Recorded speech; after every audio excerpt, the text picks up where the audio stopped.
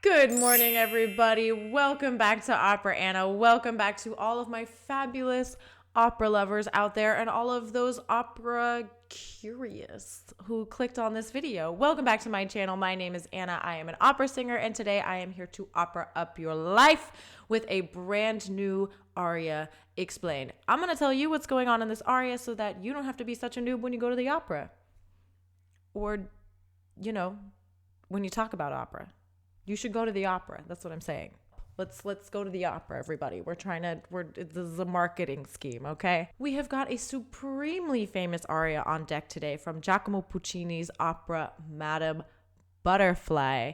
It is the aria from Cio-Cio San entitled BEL Di Vedremo. There's a lot to unpack in this aria, so as soon as you're subscribed to the channel and you like this video, let's dive right in.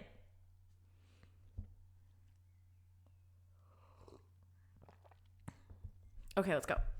As always, let's start with some context, shall we? Because context is everything, n'est-ce pas? Madama Butterfly premiered in 1904 in Milan and bombed, just completely bombed. Thanks to people who had been planted in the audience by Puccini's rivals that basically guaranteed that it would fail. They booed it and it was so bad, you guys. Nevertheless, Puccini pulled it from performance and went about revising the entire opera. He revised it a total of 3 times, but all of the versions of the opera contain the aria that we're looking at today. Our story takes place in Nagasaki, Japan, where we meet Lieutenant Benjamin Franklin Pinkerton. Benjamin Franklin. I'm just gonna leave that right there. Lieutenant B.F. Pinkerton has been stationed in Nagasaki and is taking a lease out on a house that just so happens to come with a geisha wife. And who is our geisha wife? Cio-Cio San, aka Butterfly. Yes, she comes with the house. We'll get into that. In fact, the entire inspiration for the play from which Puccini got the idea for the opera is the true story of a Japanese geisha named Tsuru Yamamura. Unlike Butterfly, Tsuru only ever attempted suicide. Spoiler alert. I'm so sorry. But nevertheless, true story. And since the house comes with a wife, the lovely couple of Lieutenant Pinkerton and Cio-Cio San are to be married. Cio-Cio San has even denounced her religion to become a Christian, to be a better wife, which causes her entire family, at the ceremony no less, to denounce her after they find out that this is the case, and she can no longer be guided into the afterlife by her ancestors. She is thus, for all intents and purposes, both in this life and in the afterlife, utterly dependent on Pinkerton. Oh, and also, she's 15.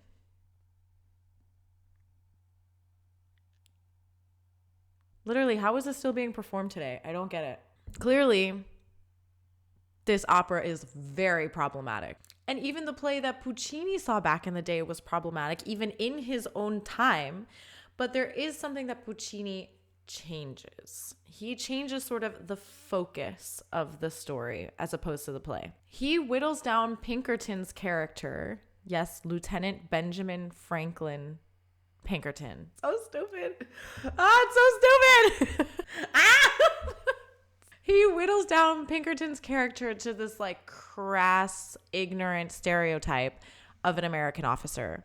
If any of you have seen this video, you'll know that not all Navy officers are bad. I literally have one in the family, so I have to watch what I say. So he whittled down Pinkerton's character and fleshed out Butterfly's character to make her the main focus. The libretto really shows her struggle and the honor that she clearly has, but in everyone else's perspective, her family's perspective, seems to have lost.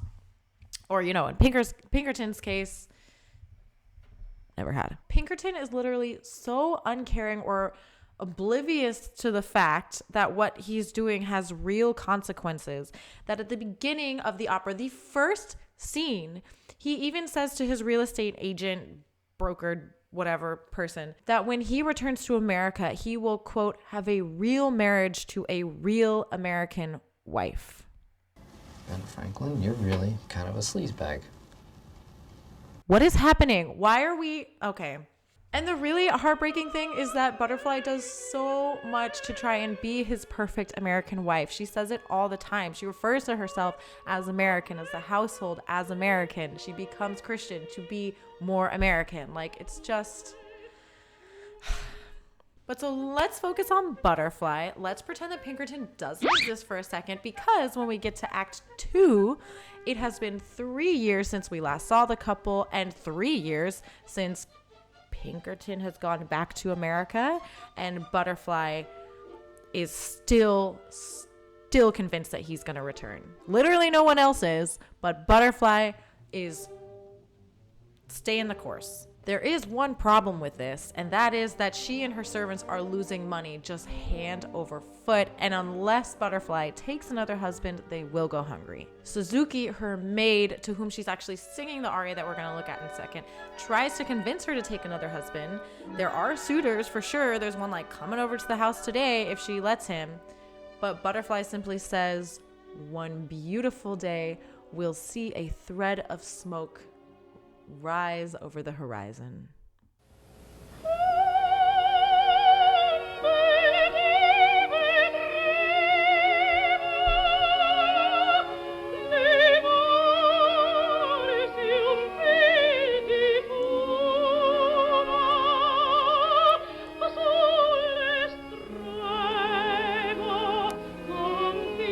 Oh my God, I'm literally already emotional, you guys.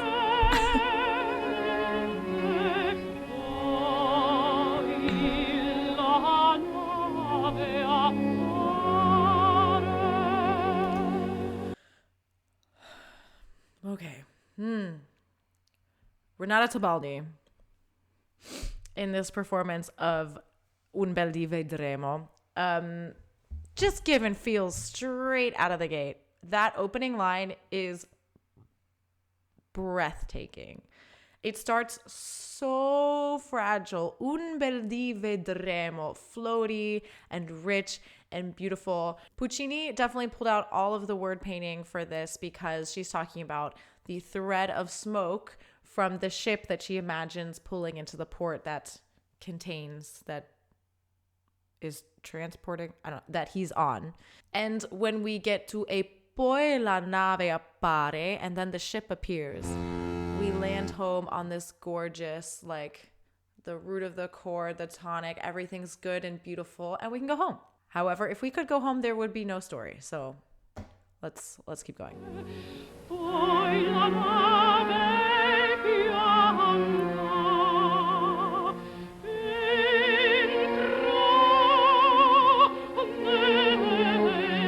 So she's basically just describing what she imagines will happen.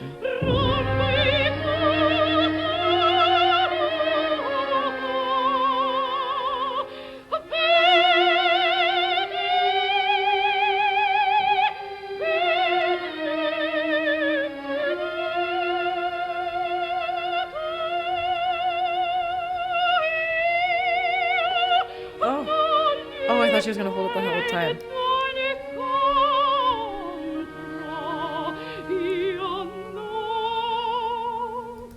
Okay. Ooh, I thought she was going to hold that breath the whole time. That gorgeous floaty line she held over from E venuto io non gli scendo incontro. Gorgeous.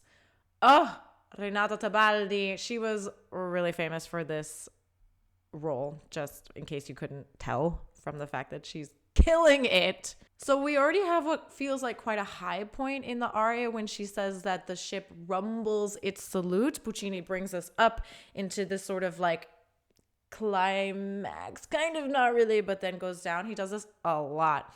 Vedi, she says, he's come.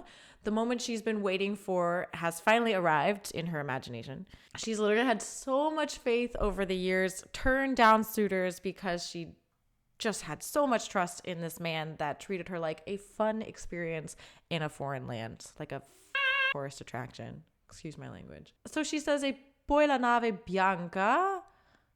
Bianco? Bianca. What is it? Poi la nave bianca. You have to stop the Q-tip when there's resistance. Why does she think the ship is white?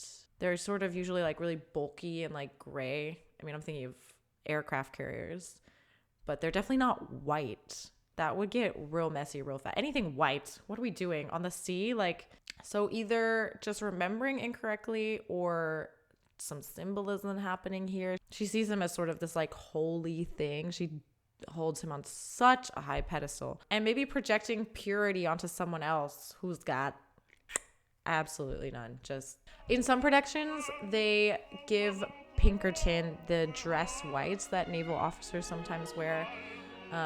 Service dress whites, I think. Tyler, please don't kill me. You're a genius. Thank you. Maybe she just saw him with his white uniform on. I don't know. Whatever. Let's keep going. We're going to circle back a little bit because the way Puccini composed this, everything like sort of blends into the next thing. There's not like a phrase that we can like comfortably stop and then move on. So we're going to go back a little bit.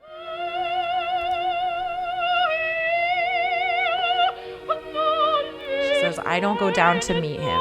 I'm not going to go down to meet him at the bottom of the hill.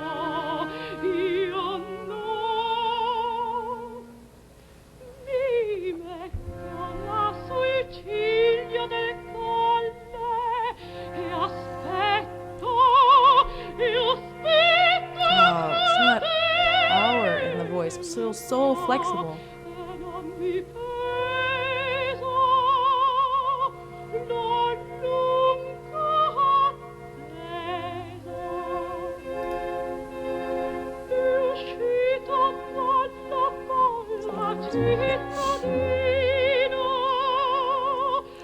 So yeah, I'm letting it go a little longer than I normally would because, oh, hello, son.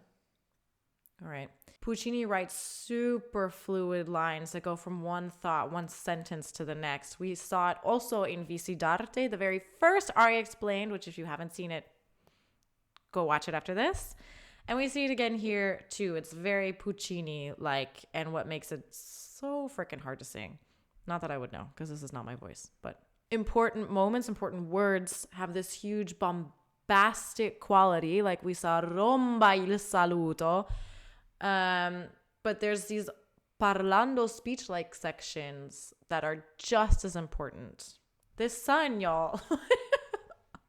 Natural lighting. So like I said, I've never sung this type of Puccini, but like every young soprano I've sung O mio babbino caro and Aria, we need to get on this channel because there's a lot of context missing in every single interpretation I've seen of that in the mainstream. So every time you've seen it, it's probably been wrong.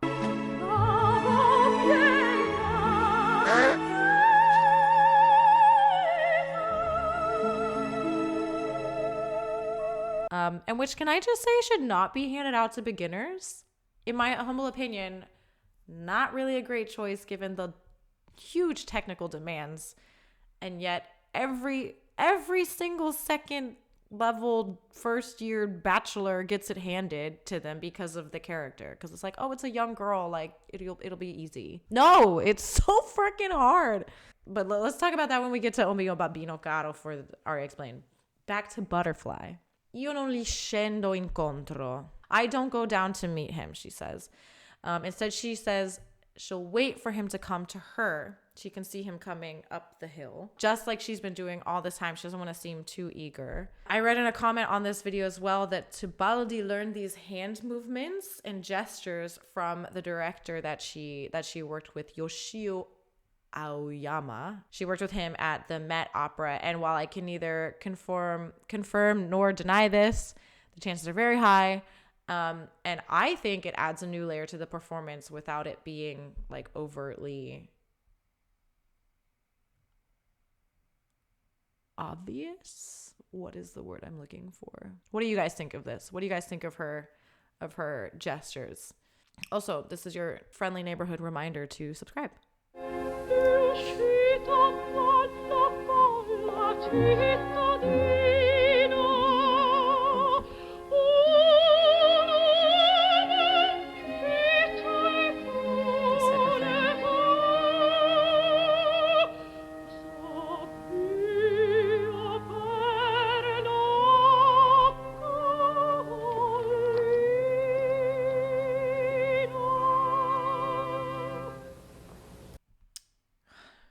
I wish I didn't have to stop it. I really don't. So Butterfly has been telling a story this entire time to Suzuki, her maid, that about what's going to happen when Pinkerton comes back to her.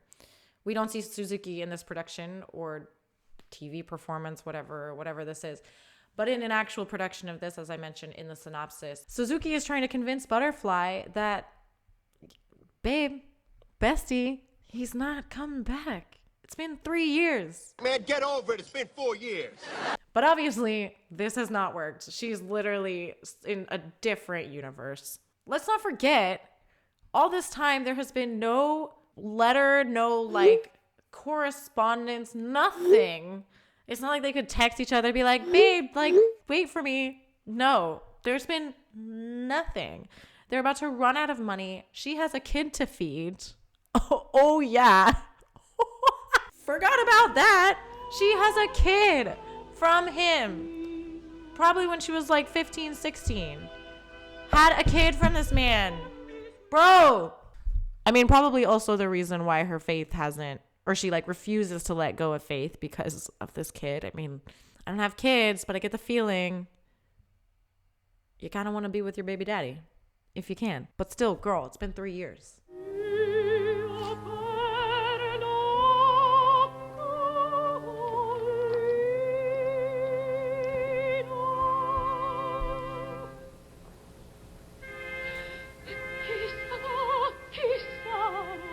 I think that might be my favorite part.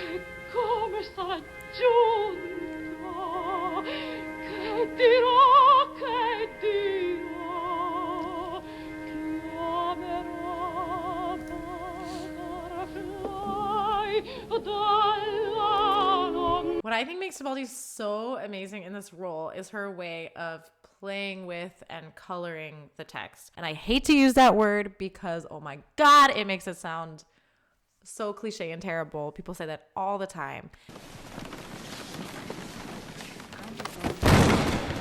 And it makes it sound like something is being added to the sound. Like you have to color the words, like elusive color. When in reality, coloring the text is a very roundabout way of saying that you need to give subtext. It needs to be coming from an actual place of emotion and impulse and like, ugh. For instance, here she says, "Chi sarà e come sarà giunto che dirà."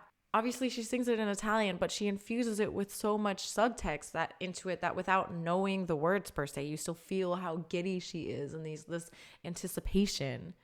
Who could it be? An obviously very rhetorical and therefore playful question that she answers right away with, "And when he comes, what will he say? Chi sarà e come sarà giunto." And when he comes, what will he say? She just moving from one anticipatory moment to the next.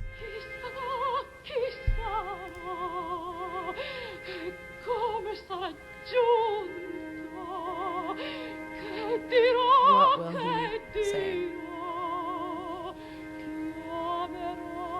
She answers it again. He will call Butterfly.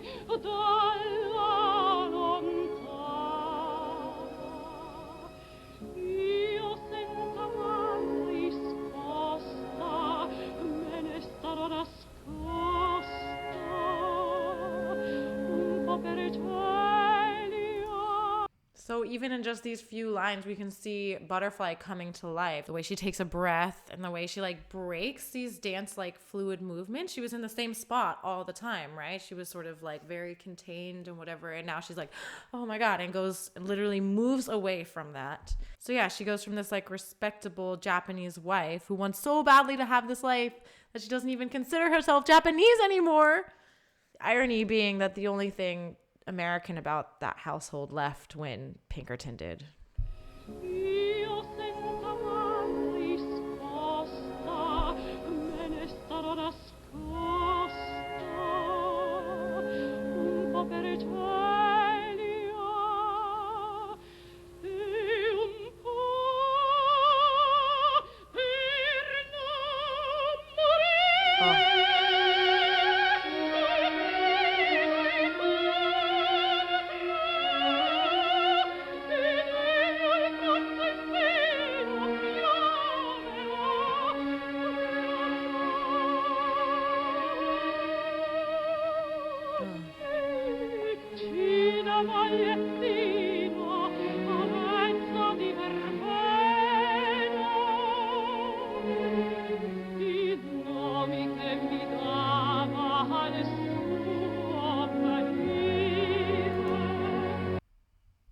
Y'all, goosebumps. Ugh. It's so hard to figure out a good stopping point because of the way Puccini writes this music. I would imagine it's also so satisfying to sing Puccini with the orchestra, just like, oh, this gorgeous wave that you could just ride into the end. I just want to talk about Tebaldi's vocal timbre for a quick second, because there's something really special, I think. By all accounts, this is a horrible recording to get a good idea of what her voice would have sounded like in the hall.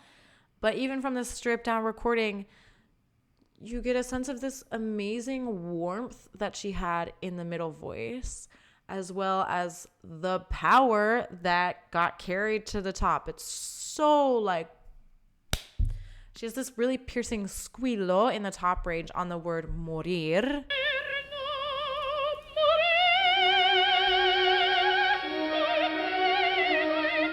I mean, what better word to set a high note on? I mean, come on. We can only imagine the depth of sound that carried in a live setting. It's fantastic. The moments when she like dips into chest voice, she's not scared to like give it some, you know, cojones, because otherwise it would probably just get really airy and like weird. But I love also those lower moments that she, it's like a warm bath. It's like a warm bath. The Tebaldi bath. That's what I'm sticking to. So I'm going to go back to the start of this phrase again and just let it go, because Puccini builds up to the end of the aria, to the climactic moment. And I literally think it would be a hate crime to interrupt it to comment. That's not what a hate crime is. Well, I hated it. So I'm just going to let it go. But I want you to just think about what she says in the context of the entire opera. Pinkerton does come back eventually. But, and this is the really tragic part, he has a new, real American wife, quote unquote. So he shows up with his new wife, and Butterfly is at first ecstatic, learning that he's there, but then obviously it gets really tragic, and she basically gives the couple her child. And as Pinkerton is calling out her name, just as she predicted he would, she kills herself with the same knife with which her father committed suicide. So just think about that. All this is to come. She's not going to kill herself yet. But in this moment, she insists that he will call her Blossom of Orange like he used to. Just like he did before. And everything will be fine. Io senza mal risposta me ne starò nascosta un po' per Celia e un po' per non Do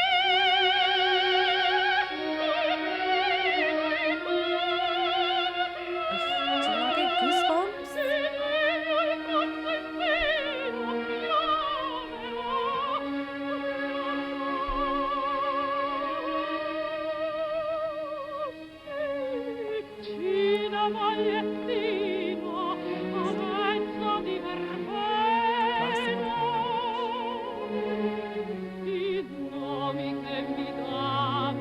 That chest, y'all. Dava. Gorgeous.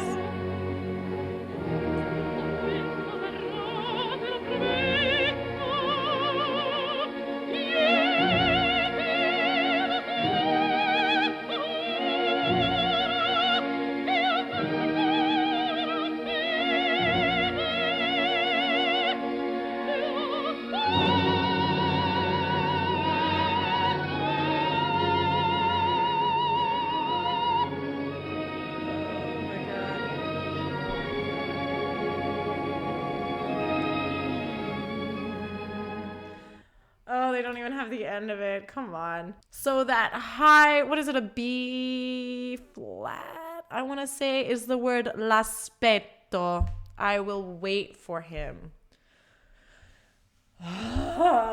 What can I say? What can I say? It is so simply stunning. All of it. Like I said, I especially appreciate the fearless integration of chest voice without it becoming too vulgar or too chest dominant. But of course, just a full-throated high B flat sung with her whole chest, literally and figuratively. Stunning. Simply stunning. Queen. Yes. So even though Madama Butterfly as a story is problematic or simply controversial, doesn't really put America in the best light. Although, to be fair, we could afford to be taken down a peg or two. Not that there are a lot of pegs to go, but all that aside, the music is fire. Puccini created a friggin' masterpiece that is just solidified in the standard repertoire. So if you wanted to see the entire opera, you probably wouldn't have to look very far to see it live. If you do, let me know what you think of the opera, what you think of Tebaldi in this version. Let me know your comments below. As always, I've linked to some other interpretations of this role that we didn't get to in this episode of Aria Explained. Thank you so much for joining me today on Opera Anna to opera up your life. Don't forget to like this video, subscribe to the channel, consider supporting this channel with a couple cups of coffee via the link in the description box below, and I will see you next time.